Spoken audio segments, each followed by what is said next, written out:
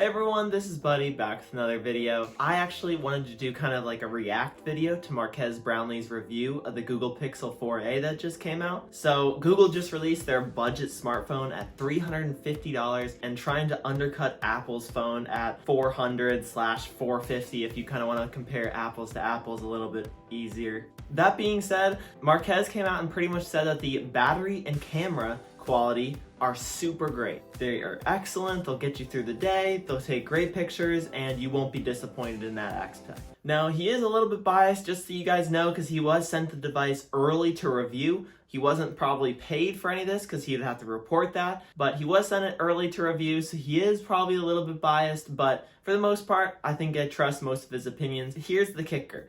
Performance on the 4a on this phone is not that great. So just keep that in mind. That's the major issue with this, is longevity and the performance going into the future. And I couldn't stop noticing that it just wasn't very smooth. The phone just doesn't feel fast, I guess is the main point, which concerns me for how long it will last. If it's already out of the box, not as snappy or as fluid as you would like it to be, that's a big hit to the phone, especially because you're spending still $350 on this. And if you have to get a new phone in 6 months or a year because you're kind of sick of how the performance is, you're essentially paying for a high-end, say, $700 phone over that course of a year or 2 years. So you want to be able to keep these budget phones for a long time because that's what makes them actually worth it in the end. If you have to replace a budget phone more often, then you're going to want to have to buy the more expensive phone. And that's pretty much all that Marques hits on, is that those 3 points, and that's pretty much the main review, is that it's a great effort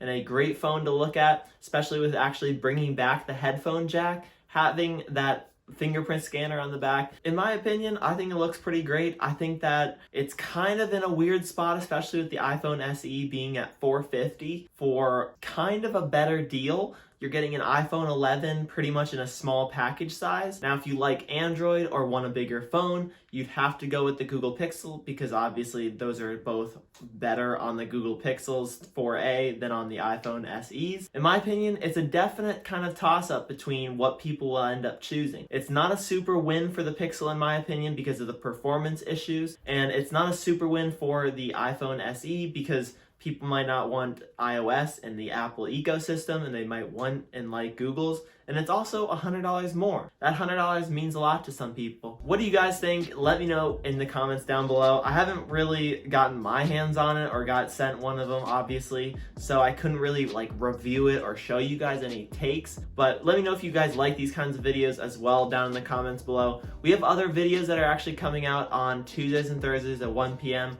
or maybe just some fun videos thrown in around those dates as well, because we're making tons of videos, guys, and trying to get to 10K subscribers by Christmas. But I also have a video coming out on Chinese smartphones and whether you should or shouldn't buy those, because OnePlus Nord came out, and that's another budget phone that you could look at, but is actually a little bit more expensive than the Google Pixel 4a. So I'm going to cover that in a next video.